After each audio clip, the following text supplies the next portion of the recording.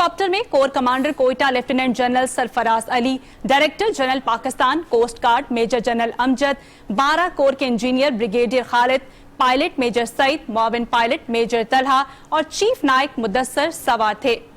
Core commander Quetta और दीगर आला हुकाम बलूचिस्तान के सैलाब-ज़दा इलाकों में इमदादी ऑपरेशन की निगरानी कर रहे थे, जबकि जराये के मुताबिक खराब मौसम की पेशगी इतला के बावजूद आला अफसरान ने सैलाब से मुतासरा इलाकों का दौरा किया और अपने भाइयों की मदद करते हुए जामे शहादत नोश कर गए। पाक धरती के बहादुर सपूतों का 7 न्यूज़ को सलाम। आपको बताएंगे कि फौज के इन जवानों की जो ये कुर्बानी है कभी रायगा नहीं जाएगी। 7 न्यूज़ की जानिब से इन तमाम सबूतों को हम सलाम पेश करते हैं। आगे बढ़ते हैं प्रोग्राम में और अब कुछ बात कर लेंगे आज की दूसरी बड़ी खबर के हवाले से। तहरीक इंसाफ ने ममनुआ फंडिंग के हवाले से आज का दिन बड़ा अहम था, फैसला दे दिया गया है ममनुआ फंडिंग के हवाले से। फॉरेन फंडिंग इसको पहले कहा जाता था, लेकिन इलेक्शन कमीशन की जानिब से जो फैसला दिया गया है वो ममनुआ फंडिंग का है। 16 बैंक अकाउंट्स को छुपाना आइन की खिलाफ वर्जी है। इलेक्शन कमीशन ने महफूज फैसला सुना दिया है, जबकि पाकिस्तान तहरीक इंसाफ को शोकास नोटिस जारी कर दिया गया है और कहा गया है कि इमरान खान ने फॉर्म 1 जमा करवाया जो कि गलत बयानी और झूठ पर मबनी है। फैसले में यह भी कहा गया है कि पीटीआई ने अबराज ग्रुप, आईपीआई और यूएसआई से फंडिंग ली है। क्यों ना ममनुआ फंड जब्त किए जाएं। इलेक्शन कमीशन का फैसला, फैसले की कॉपी वफाक को भिजवाने की हिदायत भी कर दी गई है। नाज़रीन, इस फैसले के बाद कुछ ऐसे सवालात हैं जो हमारे सामने आते हैं। एक सवाल तो यह है कि ममनुआ और फॉरेन फंडिंग में फर्क क्या है, जबकि दूसरा अहम सवाल यह खड़ा होता है कि झूठा बयान हल्फी जमा करवाने पर इमरान खान के खिलाफ क्या कार्रवाई हो सकती है या नहीं। और तीसरा सबसे अहम सवाल वो ये है कि इस फैसले के बाद वफाकी हुकूमत क्या इकदामात उठा सकती है। आज के प्रोग्राम में इसी हवाले से हम बात करेंगे। प्रोग्राम में सबसे पहले मेरे साथ मौजूद हैं साबिक secretary election commission Kanwar Dilshad साहब। इनसे बात करते हैं और इनकी ओपिनियन जानते हैं इस हवाले से। सर, बहुत शुक्रिया, प्रोग्राम में आपने हमें टाइम दिया। कंवर दिलशाद साहब, सबसे पहले तो बताइएगा, ये जो ममनुआ फंडिंग का फैसला सामने आया है, क्या राय देंगे आप? ये बहुत बड़ा अहम फैसला आ गया है। उन्होंने ये इलेक्शन कमीशन ने साबित कर दिया है कि 34 गैर मुल्कियों से डोनेशन दी गई जो ममनुआ थी। अब उसके मामले में इलेक्शन कमीशन पाकिस्तान ममनुआ फंड तो जब्त कर ही रहा है। पार्टी के चेयरमैन के खिलाफ भी इन्होंने शौकात नोटिस जारी करना है कि आपने हकायक छुपाए, गलत बयानी की और इलेक्शन कमीशन को जो डिक्लेरेशन दी वो हकायक के मुनाफी थे और आपने झूठ बोला बयानी की, और इसको भी कार्रवाई करेगा इलेक्शन पाकिस्तान। लेकिन सबसे बड़ी अहम कार्रवाई जो करना पड़ेगी या करना चाहेगी वो वफाकी हुकूमत है। वफाकी हुकूमत जो है ये इलेक्शन कमीशन पाकिस्तान के फैसले के रोशनी में इस पार्टी को कारदम करार देने के लिए आइन के आर्टिकल 17 के तहत कार्रवाई करने की मिजाज है, क्योंकि इलेक्शन कमीशन पाकिस्तान ने इशारा दे दिया है कि ये पार्टी जो है इसने आइन के आर्टिकल 17 के खिलाफ ये बहुत ही खतरनाक जुमला लिखा है। जो किसी बाकी तो पार्टी के सरबराहों को छोड़े पड़े, इन पार्टी के एडवाइजरों ने तो इमरान खान को अंधेरे में रखा। इन पार्टी के एडवाइजरों ने इमरान खान को हकायक बताया ही नहीं। इनकी वकला जो थे इन्होंने बताया इमरान खान को ना मामला बहुत खतरनाक है, इसमें फॉरेन फंडिंग साबित हो चुकी है। लेकिन इनके एडवाइजरों का जी फॉरेन फंडिंग कोई नहीं, ममनुआ फंडिंग में कोई हैसियत नहीं होती। वो गलत एडवाइस किया है इनके एडवाइजरों ने। तो आज इलेक्शन कमीशन ने ये साबित कर दिया है कि इन्होंने आइन के आर्टिकल 17 के खिलाफ वर्जी की है, और जो पार्टी आइन के आर्टिकल 17 के खिलाफ वर्जी करी उसको कालदम करार देने के इख्तियार वफाकी हुकूमत को है। वफाकी हुकूमत दो तरीके से कर सकती है, इमीडिएटली भी इस पार्टी को कालदम करार दे सकती है या सुप्रीम कोर्ट ऑफ पाकिस्तान में एडवाइस के लिए अपना रेफर भिजवा सकती है। ना ये साबित हो गया है, आप हमें आप गाइडलाइन दे इस पार्टी के साथ क्या सलूक किया जाए। ये दो तरीके हैं। और इलेक्शन में पाकिस्तान इमीडिएटली नोटिस जारी कर दिया, ममनुआ फंडिंग जब्त हो गया। इमरान खान के खिलाफ शौकात नोटिस कि आपने हकायक छुपाए, क्यों ना आपके खिलाफ कार्रवाई की जाए करप्ट प्रैक्टिस के तहत। नंबर 3, पार्टी का सिंबल वापस किया जा सकता है, उसका भी नोटिस जारी करेंगे। पार्टी की रजिस्ट्रेशन वापस की जा सकती है, वो भी नोटिस जारी करेंगे। कंवर दिलशाद साहब, ये भी बताइएगा कि फॉरेन फंडिंग और ममनुआ फंडिंग के इस्लाहतों में क्या फर्क है, थोड़ा सा डिफरेंशिएट कीजिएगा। क्योंकि शहबाज गिल साहब कहते हैं कि दीगर पीटीआई रहनुमा ये बात भी कह रहे हैं कि फॉरेन फंडिंग नहीं बल्कि ममनुआ फंडिंग का केस इसको करार दिया जा रहा है। आप इस हवाले से क्या कहेंगे? फंड ये होता है कि कोई गवर्नमेंट जो है वो उसको उस पार्टी को फंड दिया, साबित हो गया 34 गैर मुल्की कंपनी गवर्नमेंट या कंपनी वो उसमें दोनों पहलू हैं। वो फॉरेन फंडिंग भी वही है, ममनुआ फंडिंग भी है। ममनुआ फंडिंग और फॉरेन फंडिंग में कोई फर्क नहीं। ममनुआ मतलब है गैर कानूनी, तो गैर कानूनी वो भी गैर मुल्की। तो गैर ममनुआ मतलब होता है ना गैर कानूनी, गैर आईनी, गैर कानूनी, तो एक ही मतलब है। इसके जो डेफिनेशन जो मर्जी ले लें, इस पर जो है अब इमरान खान साहब इलेक्शन कमीशन के बारे में जो जो तस्दीक हमें गुफ्तगू कर रहे थे या उनके खिलाफ तहरीक एतमाद पेश की जा रही थी असम में, क्या मतलब था? वो ये था कि हम इलेक्शन कमीशन पर दबाव डाल के इस तरह के फैसले ना आने दें। तो वो तो इलेक्शन कमीशन को खुदा का शुक्र है कि बहुत ही जानदार किस्म का एक दलेर आदमी, जरूरतमंद आदमी चीफ इलेक्शन कमीशनर है। अगर माजी के कोई चीफ इलेक्शन कमीशनर होते तो फैसला शायद ऐसा ना होता। वो ठंडे मिजाज के लोग होते, इतना गौर आगे जाते नहीं है वो। इसका तो इन्होंने बड़ा सही फैसला कर दिया। चीफ इलेक्शन कमीशनर बड़े खुशकिस्मत हैं कि चारों मेंबर इनके साथ खड़े हैं। तो ये भी बड़ा अच्छा फैसला हो गया, मुतफ़िका फैसला हो गया। अब गवर्नमेंट की मामलात हैं, गवर्नमेंट के अपने प्रायोरिटी है, गवर्नमेंट के आर्टी सतह पर कार्रवाई करती है नहीं करती है, लेकिन इलेक्शन कमीशन के पास जो इख्तियारात हैं। अच्छा कमर दिलशाद साहब, इस फैसले की रोशनी में क्या लगता है कि वफाकी हुकूमत की जानिब से अब क्या इकदाम आगे आने वाले दिनों में उठाए जा सकते हैं? देखिए, जब एक स्टेप हो जाए, एक पार्टी का ममनुआ या फॉरेन जो भी है वो जब्त हो जाता है, जिसमें ये लिखा हुआ है कि ऐसी पार्टी जिसने अपने गोशवारे सालाना गोशवारे जमा कराए और वो रिजेक्ट हो गए, तो फिर उस पार्टी का सिंबल और पार्टी की रजिस्ट्रेशन वापस ली जा सकती है। जब तो रिजेक्ट हो गया जी, आपने तो हकायक छुपाए हैं, आपने तो ममनुआ फंडिंग हासिल की है, ममनुआ फंडिंग की आपने खिलाफ वर्जी की है कानून की, तो ये सारे फिर उसको जो जिस पार्टी ने कानून की खिलाफ वर्जी की उस पार्टी की रजिस्ट्रेशन जो है, ये हर चीज तो नहीं लिखा होता है तहरीक इंसाफ इमरान खान की पार्टी आएगी तो आप क्या करेंगे, उन्होंने जुमला लिखना होता है ना कि बस जिस पार्टी के फंडिंग जो है या उसके जो उसने जब जमा कराए हैं असासे वो रिजेक्ट हो जाए, मुस्तरद हो जाए, तो उस पार्टी के खिलाफ एक्शन हो सकता है, सिंबल भी वापस हो सकता है। मसलसल 5 साल जमा कराते रहे, 1 साल का होता तो मुमकिन है कि गलती हो गई हो, लेकिन लाइल में तो वही है। मेरा अपना जाती ख्याल यही है कि इमरान खान साहब ने इसके हालात को, कंसिक्वेंसेस को, संगीनी को या जो उसको गौर निश्चय नहीं देखा, या इनके एडवाइजरों ने या फाइनेंशियल एडवाइजरों ने नहीं बताया, ना चार्टर्ड अकाउंटेंट ने बताया कि जनाब इसके बड़े कंसिक्वेंसेस आप देख लें, इसमें कोई ममनुआ फंडिंग तो नहीं आई है। तो चार्टर्ड अकाउंट ने जैसे रिपोर्ट तैयार की दस्तखत कर दिए, तो वो इमरान खान साहब का इस हद तक जाता है कि लापरवाही, कोताही या उनके एडवाइजरों की नलायकी, जिसकी वजह से उनको सही हकायक नहीं दिया। जब मैंने एज ए दोस्त होने, दोस्त मैं नहीं कह सकता, हम छोटे आदमी हैं, लेकिन ये इतने हम इनके जो वेल विशर थे, जब हमने इनको बताने की कोशिश की तो उन्हें जी मेरे एडवाइजरों ने बताया कि कुछ भी नहीं कर सकता इलेक्शन। इवन आलमी प्रेसिडेंट साहब ने परसों 3 दिन पहले साफी खिताब कर फरमाते हुए कहा नहीं जी ममनुआ फंडिंग को जब्त करने हमारी सेहत में क्या असर पड़ता है। जब आपकी सेहत में असर नहीं पड़ता तो उसमें कानून साजी क्यों की थी, आप ना करते आप। ये बातें इन्होंने गलत तरीके से इमरान खान को बताया नहीं। इसमें तो अभी आगे चैलेंज अकबर साहब, बाबर साहब ने तो अलवी साहब का भी नाम लिखा हुआ है कि जी मैंने इनका भी बताया, इनको भी समझाया, सेक्रेटरी जनरल थे, इनका नाम भी लिखो, आगे पंडोरा बॉक्स खोलेगा तो।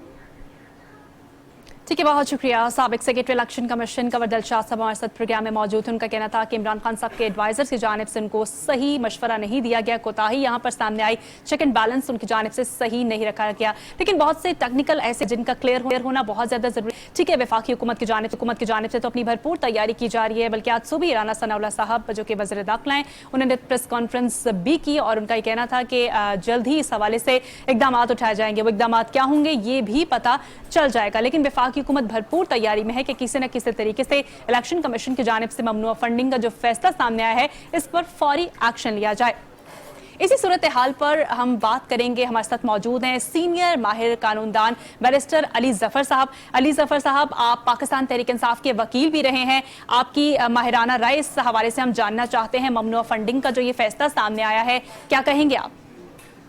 जो इसमें जो बड़ी पॉजिटिव बात है मेरे ख्याल से इस जजमेंट में, और जिससे एक इशू बिल्कुल सेटल हो गया है, वो ये है कि पूरा केस जो बनाया गया था सीबीआई के खिलाफ और इमरान खान साहब के खिलाफ, और जो अपोजिशन का पूरा बयानिया था वो ये था कि फॉरेन फंडिंग हुई है। और फॉरेन फंडिंग मैंने आपके प्रोग्राम पे भी और बार बार मैंने रिपीट किया था कि ये फॉरेन फंडिंग का केस है ही नहीं। ये तो एडवेंस केस है कि जब आप डोनेशन लेते हैं तो डोनेशन में एक मान्यता है कि आप फॉरेनर से नहीं ले सकते, और वो अगर लेते हैं तो उसकी फिर नोटिस दिया जा सकता है कि उसको हम जब्त कर लेंगे। वो और फॉरेन फंडेड पार्टी बिल्कुल मुख्तलिफ चीजें हैं। फॉरेन फंडेड पार्टी कि आपको कोई हुकूमत या एजेंसी मतलब इसराइल या इंडिया की कोई एजेंसी आपकी बनाए पाकिस्तान में और वो पार्टी चलाने की कोशिश करे, उसको बैन किया जा सकता है। ये तो सेटल हो गया इलेक्शन कमीशन के ऑर्डर से कि फॉरेन फंडिंग का तो दूर दूर तक ताल्लुक नहीं है। ठीक है। अब दूसरा जो एस्पेक्ट है केस का वो ये है, और वो कानून में प्रॉब्लम ज्यादा है। इलेक्शन कमीशन की तो जजमेंट अपनी जगह, लेकिन कानून में कंफ्यूजन ये है कि आप हर पॉलिटिकल पार्टी जो है वो डोनेशन कलेक्ट करती है। मसलन मैंने कलेक्ट की डोनेशन और मैंने आपको आके डोनेशन दे दी, आप एक पॉलिटिकल पार्टी हैं। ठीक है। अब मैंने डोनेशन ए से ली, बी से ली, सी से ली, सी हो सकता है फॉरेन नेशनल हो। ओके। जो आपको तो नहीं पता चल सकता कि मैंने डोनेशन ए बी से कनेक्ट की है, उसमें बी कौन है और सी कौन है। मैंने तो एक प्रोग्राम किया, आपके लिए डोनेशन कलेक्ट की, डोनेट करने वाले हजारों हो सकते हैं, और मैंने फिर वो कलेक्ट करके आपको वो दे दिया फंड। ठीक है। तो ये कंफ्यूजन यही है कि फंड कलेक्ट हुआ हो सकता है कोई फॉरेनर्स के भी फंड्स हों, उसके बारे में कानून क्लियर नहीं है। इसलिए मेरी नजर में ये जो जजमेंट है जिसमें ये कहा गया है कि आपने डायरेक्टली नहीं। अच्छा अली जफर साहब, हमें कानूनी पॉइंट ऑफ व्यू के हवाले से बताइएगा कि इमरान खान साहब ने जो बयान हल्फी जमा करवाया है, कानूनी इसकी क्या हैसियत है? क्या बयान हल्फी झूठे साबित होने पर भी इनकी बुनियाद पर इमरान खान साहब के खिलाफ कोई कार्रवाई अमल में लाई जा सकती है? सवाल आपका ये है कि क्या ये जो एफिडेविट दिया या ये जो सर्टिफिकेट दिया, ये इसके ऊपर कोई कार्रवाई की जा सकती है? तो इससे जवाब बड़ा सिंपल है। जो एक चीफ एग्जीक्यूटिव होता है किसी कंपनी का या पार्टी का, जो हेड होता है, वो जब सर्टिफिकेट देता है तो वो अपने प्रोफेशनल पे रिलाय करके देता है। मसलन अगर कोई लीगल एडवाइस लेगा और मैं एक लॉयर के तौर पे लीगल एडवाइस उनको दूंगा, तो वो लीगल एडवाइस पे रिलाय करके वो आगे अपना सर्टिफिकेट देंगे। इसी तरह अकाउंटिंग का होता है कि जो अकाउंटेंट, चार्टर्ड अकाउंटेंट होते हैं या जो कंपनी के या पार्टी के अकाउंटेंट है प्रोफेशनल बॉडी के, वो करते हैं अकाउंटिंग, और वो फिर एक उसके बेसिस पे एक अपना अकाउंट्स बनाते हैं, और जो चीफ एग्जीक्यूटिव या पार्टी हेड है वो सिर्फ उसको सर्टिफाई करता है कि मुझे ये प्रोफेशनल मैंने एंगेज किए हैं, उन्होंने ये सारे अकाउंट्स देखे हैं और उसके मुताबिक ये मैं सर्टिफिकेट। ये सर्टिफिकेट जो है ये इसका ये मतलब नहीं कि मैं अपनी मालूमात से कह रहा हूँ। सर्टिफिकेट का मतलब ये होता है कि मैं अपने प्रोफेशनल पे रिलाय करके आपको ये सर्टिफिकेट दे रहा हूँ। तो ये एक असूल है पूरी दुनिया का कि इसके ऊपर जो चीफ एग्जीक्यूटिव है, जो पार्टी हेड है, उसमें कोई, और जिस तरह मैंने कहा कि एफिडेविट होता है जिसमें वो कहें आके कि मैंने खुद अकाउंट देखे हैं और मैं सर्टिफाई करता हूँ इन अकाउंट को और मैं इससे एफिडेविट और कोर्ट देता हूँ, वो एक अलग चीज होती है। लेकिन वो रिक्वायरमेंट नहीं कानून की। ठीक है सर। और हो भी नहीं सकती, क्योंकि आप एक्सपेक्ट ही नहीं कर सकते कि पार्टी हेड पूरे अकाउंट्स को हर डोनेशन को एक करके बताएगा, वो प्रोफेशनल को एंगेज करेगा। हाँ, अगर ठीक है, बहुत शुक्रिया। कानूनदान हमारे साथ मौजूद है, माहिर कानून अली जफर साहब, जिनका ये कहना था कि पाकिस्तान तहरीक इंसाफ भी पूरा हक रखती है और पाकिस्तान तहरीक इंसाफ की जानिब से अगली हिकमत अमली मुरतब की जा रही है। आज ही साबिक वज़ीर-ए-आज़म इमरान खान की ज़ेर सदारत भी इजलास हुआ है, कानूनी माहिरीन से उन्होंने राय तलब की है, और अब नेक्स्ट जो भी पाकिस्तान तहरीक इंसाफ की प्रोसीडिंग होगी वो आने वाले दिनों में हमारे सामने आ जाएगी कि किस जानिब इनकी जो कार्रवाई है वो जा रही है। इसी सारी सूरत हाल पर नाजरीन, हमारे साथ इस वक्त सीनियर रहनुमा पाकिस्तान तहरीक इंसाफ बाबर अवान साहब भी मौजूद हैं। इनका पॉइंट ऑफ व्यू भी हम जान लेते हैं इस हवाले से। बहुत शुक्रिया बाबर अवान साहब, प्रोग्राम में आपने हमें टाइम दिया और ज्वाइन किया। सर बताइएगा कि इलेक्शन कमीशन के फैसले को किस तरह आप देखते हैं? देखिए, दो चीजें अलग-अलग, और इस फैसले को आप तीन हिस्सों में रख के देखें। ठीक है। पहला तो यह है कि पाकिस्तान तहरीक इंसाफ वो वाहिद जमात है जिसने इतना लंबा अरसा स्क्रूटनी और उसके नतीजे में मीडिया ट्रायल फेस किया है। सिवाय आप के चैनल जैसे चंद चैनल्स को छोड़ के बाकी आपने देखा किस तरह लश्करों के लश्कर थे जो सियासी तौर पे हमला आवर होते रहे ताकि नवाज शरीफ और पीडीएम एक्ट में बयानिया बनाया जा सके। This is number one. इसका जो दूसरा हिस्सा है वो बहुत इंपॉर्टेंट है। जो लॉ है उसमें लिखा हुआ है कि अगर किसी जगह ममनुआ फंडिंग होती है तो उस हद तक कन्फिस्केशन हो सकती है, उससे आगे इलेक्शन कमीशन नहीं जा सकता। मैं फिर दोहराता हूँ, कानून में ये लिखा हुआ है, आपको आजकल पूरा पाकिस्तान देखता है, इसलिए मैं फिर दोहराता हूँ कि कानून में ये लिखा हुआ है कि ममनुआ फंडिंग की कन्फिस्केशन का ऑर्डर किया जा सकता है। ठीक है, उसमें ऑर्डर जब सामने आएगा देखेंगे, उसमें एक टेक्निकल बात भी है जो मैं अभी नहीं बताना चाहता, ताकि ऑर्डर एक दफा मैं देख लूं, अभी मैंने ऑर्डर नहीं देखा। ये दूसरी बात थी। इसका जो तीसरा हिस्सा है, मोस्ट इंपॉर्टेंट हिस्सा है, वो ये है कि इससे आगे अगर एक लफ्ज भी कन्फिस्केशन से जाता है तो वो सियासी फैसला होगा उस हद तक, और उससे हमारा ये मौक़िफ़ साबित होगा कि पाकिस्तान तहरीक इंसाफ के साथ इम्तियाजी सलूक इलेक्शन कमीशन से होता रहा है। मैं उसकी आपको बड़ी जबरदस्त मिसाल देता हूं जिसकी तरफ आपकी तवज्जो बहुत जरूरी है।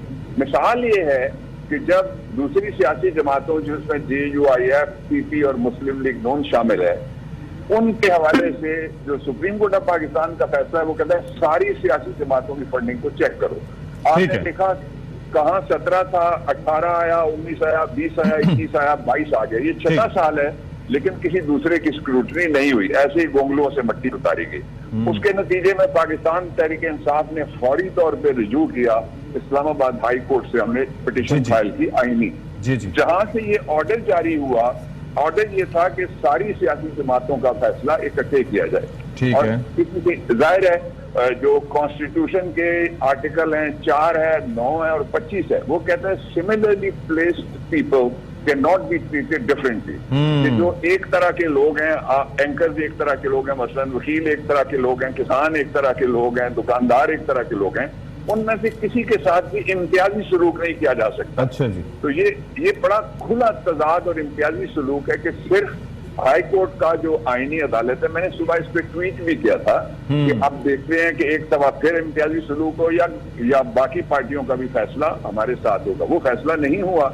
अच्छा, अब जो आपकी मैं इत्तला के लिए ये भी अर्ज कर दूं कि PTI ने कभी भी नहीं कहा कि हमारी स्क्रूटनी ना करो, PTI ने कभी भी नहीं कहा कि हमारा फैसला ना करो, लेकिन पसे पुष्ट मत डालो आइन को, ये हम कहते रहे हैं। पसे पुष्ट मत डालो कानून को, ये हम कहते रहे हैं। ठीक है। तो हाई कोर्ट का फैसला जो आईनी अदालत है वफाक की इस वक्त सबसे बड़ी इस्लामाबाद के अंदर, उसका फैसला है, उसको मानो, ये हम कहते रहे हैं। कई बात जो मैं कहना चाहता हूँ जी, वो इम्पोर्टेंट बात ये है कि जो तहरीक इंसाफ का मौक़िफ़ है वो ये है कि इस तरह का इलेक्शन कमीशन जिसके बारे में 80% मुल्क के लोग, 80% मुल्क के लोग, उनकी नुमाइंदा 2 असेंबलियां, पंजाब असेंबली और KP असेंबली, तो फिर इलेक्शन आपने उज्बेकिस्तान का कराना है या रोमानिया का कराना है जिसमें ये इलेक्शन कमीशन लोग कबूल करेंगे। तो उन्होंने मुस्तरद कर दिया कि हम इनके होते हुए fair, free, transparent, in accordance with law election which guards against the corrupt and illegal practices, उसका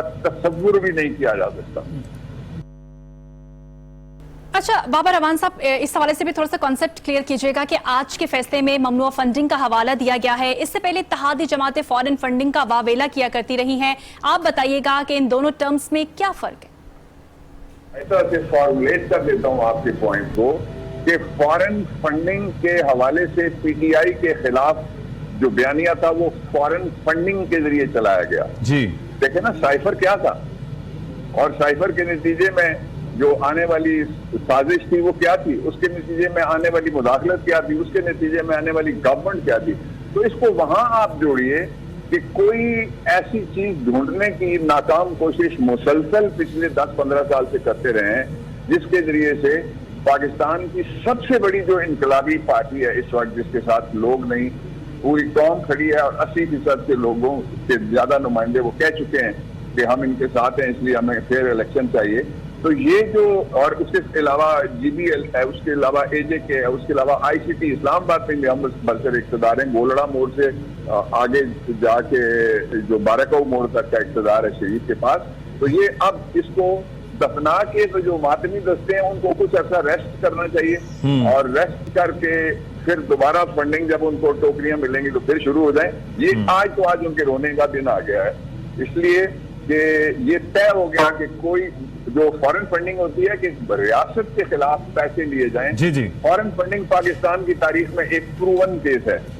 नवाज शरीफ साहब पे बीबी ने कहा था कि इन्होंने एक अरब शख्सियत से फॉरेन फंडिंग ली उनकी हुकूमत खत्म करने के लिए, इसको फॉरेन फंडिंग कहते हैं। हमने तो जो हमारे लोग थे हमने बता दिया फलाने ने इतने पैसे दिए, फलाने ने इतने पैसे दिए, हमने रसीदें दिखाई, हमने मनी ट्रेल बताया अपनी जो हमारी फंडिंग थी।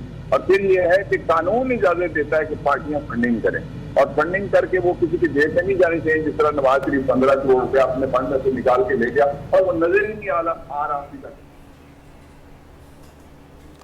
ठीक है, बहुत शुक्रिया। पाकिस्तान तहरीक इंसाफ के सीनियर रहनुमा बाबर अवान साहब हमारे साथ प्रोग्राम में मौजूद थे और उनका कहना था कि पाकिस्तान तहरीक इंसाफ की जानिब से भी हर कानूनी ऑप्शन यहाँ पर इस्तेमाल किया जाएगा। हमारी कोशिश है कि ममनुआ फंडिंग केस और फॉरेन फंडिंग केस के हवाले से जो चीदा बातें हैं इनको भी क्लियर किया जाए, ये कॉन्सेप्ट भी क्लियर किए जाएं। इसी सारी सूरत हाल पर बात करने के लिए इस वक्त प्रोग्राम में हमें ज्वाइन कर रहे हैं सीनियर माहिर कानूनदान और साबिक अटॉर्नी जनरल इरफान कादर साहब। बहुत शुक्रिया इरफान कादर साहब टाइम देने के लिए। इरफान कादर साहब, मौजूदा हुकूमत का आप अदालत में भी दिफा करते रहे हैं, कैसे देख रहे हैं इस फैसले के बाद की सूरत हाल को? देखिए, इसके तो सीरियस कॉन्सिक्वेंसेस हो सकते हैं और आप देख ही रहे हैं कि जो भी यानी पॉलिटिकल पार्टी है या तो केसेस उसके खिलाफ होते हैं या फिर इलेक्शन कमीशन एक्टिवेट हो जाता है या फिर नेशनल अकाउंटिंग कवानीन जो बने हुए हैं, जब तक उन कवानीन में ये मिलजुल के उसको ठीक नहीं करेंगे तो यहाँ पे तो कभी भी पाकिस्तान में कोई मुस्तहकम ना तो ऑपोजिशन बनेगी ना हुकूमत बनेगी। और ये मौका अच्छा था इमरान खान साहब के लिए, ऑपोजिशन में बैठ जाते आराम से और जो कानून साजी करनी है कर लेते। इन्होंने वो किया ही नहीं। इनका ख्याल था कि इन आइसोलेशन सारे मुल्क पे ये हुकूमत अपनी फिर कायम कर लेंगे, 2/3 ले लेंगे, इस तरह की बातें शुरू हुई थी। तो ये लम्हा फिक्रिया है पाकिस्तान की सारी पॉलिटिकल लीडरशिप के लिए कि आप अपने कंसेंसस के साथ आप कवानीन बनाएं, आप कंसेंसस के साथ अदलिया को रिकॉन्स्टिट्यूट करें, आप कंसेंसस के साथ एहतसाब के कवानीन बनाएं और ऐसे कवानीन ना हो जो कि जिसके तहत के अब ये मुल्क चल ही ना सके, क्योंकि इतने आइडियलिस्टिक सूरत हाल जो है वो कभी भी पाकिस्तान में नहीं थी। हमें रियलिस्टिक होके काम करना है और ये मैं समझता हूँ कि अगर अब भी पीटीआई को समझ नहीं आती या अब भी वो आराम से अपोजिशन में बैठ के बाकी पार्टियों के साथ अपने आप को रिकंसाइल नहीं करते। रिकंसिलिएशन जरूरी थी, लेकिन सबने कहना शुरू कर दिया जी एनआरओ गलत, एनआरओ गलत। तो अब एनआरओ की तरफ या तो सब जाएं और या फिर मैं समझता हूं कि अपना नुकसान करें। तो ये ठीक है, इरफान कादर साहब हमारे साथ मौजूद थे, बहुत शुक्रिया, आपने अपनी राय दी। उनका कहना है कि पाकिस्तान तहरीक इंसाफ को अब अपोजिशन में बैठना चाहिए और जो ये सिस्टम चल रहा है इसको स्मूथ तरीके से आगे बढ़ाना चाहिए। इसी सूरत हाल पर हम सियासी राय भी जानने की कोशिश करते हैं क्योंकि सुबह से देखा जा रहा है कि जब से ममनुआ फंडिंग केस का फैसला सामने आया है सियासत भी भरपूर तरीके से चमकाई जा रही है। मुस्लिम लीग नून के रहनुमाओं की बात कर लें तो सुबह से इनकी जानिब से भी प्रेस कॉन्फ्रेंसेस की जा रही हैं और अपना अपना रद्द-ए-अमल दिया जा रहा है, जबकि पाकिस्तान तहरीक इंसाफ के जो रहनुमा है वो भी इस सूरत हाल में पीछे दिखाई नहीं दे रहे हैं। इस वक्त सरबरा अवामी मुस्लिम लीग शेख रशीद अहमद हमारे साथ मौजूद हैं। इसी सारी सूरत हाल पर इनका भी हम मौक़िफ़ जान लेते हैं। बहुत शुक्रिया शेख साहब, प्रोग्राम में आपने हमें ज्वाइन किया। शेख साहब बताइएगा, ममनुआ फंडिंग का जो फैसला सामने आया है, सबसे पहले तो आपकी राय जानना चाहती हूँ। 8 साल कौम का वक्त ज़ाया किया गया, एक तूफान खड़ा किया गया, तूफान बदतमीजी खड़ा किया गया इमरान खान के खिलाफ। ये वो वक्त नहीं है जब ANP बैन हो गई थी, ये वो वक्त नहीं है। कौम को इमरान खान ने ऐसा शौक दे दिया है कि अवाम अपने फैसले खुद करने अपने हाथों में भी ले सकते हैं। अपोजिशन की या PDM की और हुकूमत की सियासी साख राख बन गई है। मैं दोबारा कहता हूं, सियासी साख राख बन गई है। आज सारे अदारे जो हैं वो कौम के जज्बात को नजरअंदाज नहीं कर सकते और मुल्क जिस बहरान में मुआशी, सियासी, इक्तसादी और आलमी बहरान में गुजर रहा है और अभी जो हमारे पड़ोस में रात को वाकया हुआ है उसके बाद जो खतरात और खदशात है, ऐसे आलम में किसी मकबूल और मजबूत लीडर के साथ खामखा पंगा लेना कोई मुल्क की खिदमत नहीं है। अच्छा शेख साहब, फैसले को किस तरह आप देखते हैं? इत्तेहादी जमातों के तवक्कुआत के बरक्स देखते हैं आप इसको? क्या PTI खुश है इस फैसले से कि एटलीस्ट पाकिस्तान तहरीक इंसाफ पाबंदी से बच गई है? मैं आज इसको पीटीआई और इमरान खान के लिए फतह का दिन करार देता हूं। अच्छा। जब सुप्रीम कोर्ट में रेफरेंस जाएगा, देखा जाएगा, उस वक्त तक हालात किस जगह होंगे और मामलात जैसे दुनिया के बिगड़ रहे हैं, पाकिस्तान के बिगड़ रहे हैं। मुल्क पहले है, बाकी सारे सियासतदान बाद में है। सबसे पहले मुल्क को बचाना है। मुल्क की जो साख है, मुल्क के जो दुनिया में मुल्क तबाह हुए, बर्बाद हुए, टूटे, वो मईशत की वजह से हुए और मईशत शदीद बहरान में है। मैं खुदा का शुक्र अदा करता हूं कि आज के फैसले से कोई ऐसा बहरान नहीं पैदा होगा कि जिसे मैनेज ना किया जा सकता हो। ये एक ऐसा फैसला है जो कि सुप्रीम और हाई कोर्ट पहली हेयरिंग में ही इसको उड़ा देगी और सारी सियासी पार्टियों के लिए एक कानून होना चाहिए। सबके अकाउंट्स यक वक्त देखे जाने चाहिए। ठीक है, यानी एक ही पैरामीटर पर तमाम अकाउंट्स की वेरिफिकेशन होनी चाहिए। अच्छा शेख साहब, ये भी बताइएगा कि एक चीज को कानूनी और आईनी तौर पर अगर गलत है, ऐसी खिलाफवर्जी की पीटीआई मुर्तकब पाई गई है, तो तहरीक इंसाफ के नाम से बनी जमात पर ऐसे इल्जामात साबित हुए हैं, इस पर आप क्या कहेंगे? पाकिस्तान का आइन मोम की नाक है। जैसे जैसे जरूरत पड़ती है, नजरिया जरूरत पैदा हो जाता है। पाकिस्तान की तारीख में जैसा खिलवाड़ आइन के साथ किया गया है, वो किसी और की चीज के साथ नहीं किया गया। पाकिस्तान की तारीख में आइन को जैसा मजाक बनाया गया है, दुनिया में कहीं नहीं बनाया गया। ऐसे भी मुल्क हैं जहां कोई तहरीरी आइन नहीं, लेकिन कोई माशरे के अंदर कोई बदतमीजी नहीं करता। अच्छा शेख साहब, इस बात में भी कोई डाउट नहीं है कि पाकिस्तान तहरीक इंसाफ की पॉपुलैरिटी का जो ग्राफ है वो बढ़ता ही चला जा रहा है। तो आप समझते हैं कि इस फैसले के आने के बाद पाकिस्तान तहरीक इंसाफ की मकबूलियत में कुछ फर्क पड़ सकता है? जो पीटीआई के पैरोकार हैं वो इसको इंसाफ के साथ चलने वाली जमात समझते हैं। देखिए, जहां मर्जी ये ले जाएं, इमरान खान का कुछ नहीं बिगड़ सकता। एक वक्त होता है, 26 साल पहले इमरान खान के साथ तो उलझा जा सकता था, कोई जोड़ो कराटे किए जा सकते थे। आज ये मुमकिन नहीं है।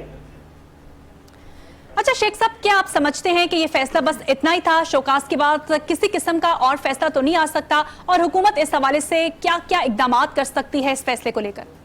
1100 अरब डॉलर के लिए आप 1100 अरब का जिस तरह आपने खोंचा मारा है, नैब केसेस के कानूनों में तरमीम की है, जो अपने सारे लोग आपने देखे, आपकी हुकूमत है कितनी? आप सारे मुल्क के लिए बहरान पैदा करने जा रहे हैं। तरनोल से लेके और बाराकऊ तक आपकी हुकूमत है और उधर से रवात तक आपकी हुकूमत है। और आप जो करना चाहते थे, जो एनआरओ लेना चाहते थे, वो ले लें, लेकिन ये आपकी सियासत को दफन कर दिया है। आज आपकी सियासत जो है वो आखिरी अचकोले ले रही थी। ये उखेड़ा पहाड़ और निकला चूहा, ना नॉर्मल तेल होगा ना राधा नाचेगी। ये सुप्रीम कोर्ट में जाएं जी, ये हाई कोर्ट में जाएं, ये केस खत्म होगा बिल्कुल। और हमें इस मुल्क की हकीकी सूरत हाल को कौम के सामने बयान करना चाहिए। ये जाती और शख्सी लड़ाइयां और गैर पार्लिमानी जुबान और धमकी अमेज जबान और एक दूसरे के साथ जोड़ो कराटे की जुबान।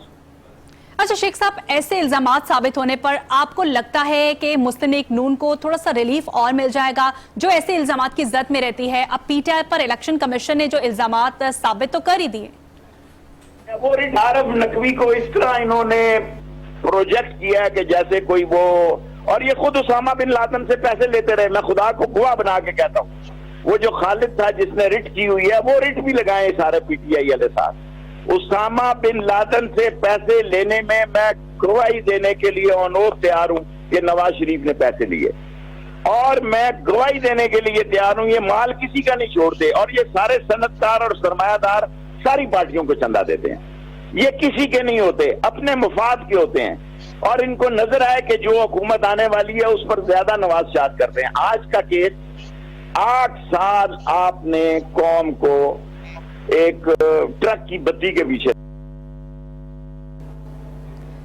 अच्छा, आपने कहा कि 8 साल कौम को ट्रक की बत्ती के पीछे लगाए रखा है। अच्छा शेख साहब, आपकी प्रेडिक्शंस भी बहुत ज्यादा मशहूर हैं और आपके पास माशाल्लाह काफी इंफॉर्मेशन भी होती है। आखिर में मैं आपसे जानना चाहती हूँ कि आने वाले दिनों में हुकूमत और अपोजिशन इलेक्शन के लिए आपको लगता है कि एक पेज पर आ जाएगी? कोई बैकडोर डिप्लोमेसी चल रही है या नहीं? मुझे नहीं पता चल रही है कि नहीं चल रही है। सियासतदान जो है अपने दरवाजे बंद नहीं करता। ये फैसला एक बड़ी पार्टी ने करना है जिसका लीडर इमरान खान है, और बावजूद इसके कि मुझे सर्टन पाबंदियां, लेकिन मैं आपकी हैसियत और अहमियत को समझते हुए आपको भी कर दे रहा हूं। और मैं बहुत सारी पाबंदियों के बावजूद ये कह रहा हूं कि आप इस मुल्क को कूल डाउन करें, इस मुल्क का मीडिया इस मुल्क को कूल डाउन करे। और इस मुल्क का मीडिया जो है, क्योंकि पाकिस्तान की कौम के पास अब कोई काम नहीं है सवाए टीवी देखने के और टेलीफोन के साथ लगे रहने के। अगर टेलीफोन इससे ले लिया जाए और टीवी ले लिया जाए तो मैं समझता हूं ये कौम नफ्सियाती मरीज हो जाएगी। सो हमारे पर वक्त के तहत एक बहुत बड़ी जिम्मेदारी है। इमरान खान इस वक्त एक मकबूल। ठीक है, बहुत शुक्रिया। शेख रशीद साहब हमारे साथ मौजूद थे, सरबराह अवामी मुस्लिम लीग। उनका ये कहना था कि बैकडोर राब्तों का नहीं पता कि हो रहे हैं या फिर नहीं हो रहे हैं, लेकिन इस जमहूरियत के दौर में अपने दरवाजे जो हैं वो खुले रखने चाहिए और मुल्क की बेहतरी और सलामती के लिए आगे बढ़ना चाहिए। पाकिस्तान तहरीक इंसाफ की पॉपुलैरिटी के हवाले से भी इनकी जानिब से बात की गई। उनका ये कहना था कि इमरान खान अवामी लीडर हैं, इनकी मकबूलियत पर कोई आंच नहीं आएगी, बल्कि अवाम के जो जज्बात हैं इमरान खान साहब के लिए वो खुलकर सबके सामने आ रहे हैं। इस हवाले से कुछ और भी हम बात करेंगे, और भी मेहमान हमारे साथ मौजूद होंगे। एक छोटी सी यहां पर मुझे ब्रेक लेनी है। Stay with us.